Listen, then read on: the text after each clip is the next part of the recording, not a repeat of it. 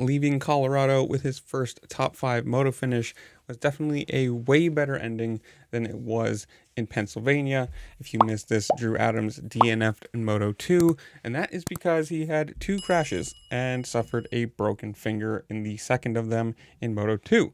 With a press release from the team saying, quote, "A better start in Moto 2 for Adams helped him move into 12th until a tip-over dropped him back to 16th. He then suffered another tip-over that left him with a fractured index finger on his left hand and forced him to retire early from Moto 2.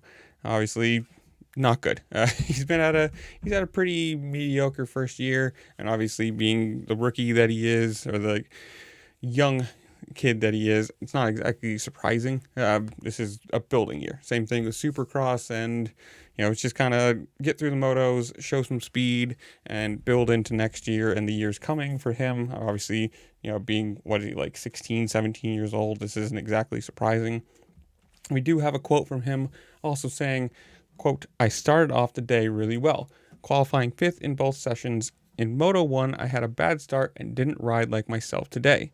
I ended up getting 16th in that race. In Moto 2, I had a decent start and was moving forward until I had a little tip over. I got back up and made up a few positions, then ended up having another tip over and fractured my index finger on my left hand. I'm going to go back and get all that cleaned up, do some therapy, and hope I'll be good for Southwick."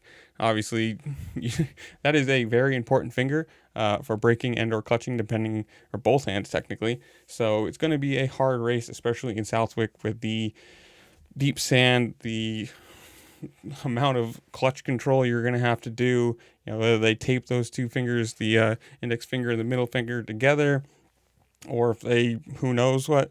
But hopefully, knock on wood, we see him back for Southwick and it's not super bad. But comment down below. You guys tell me, are you going to Southwick? That's the race I go to every year, so I will be there.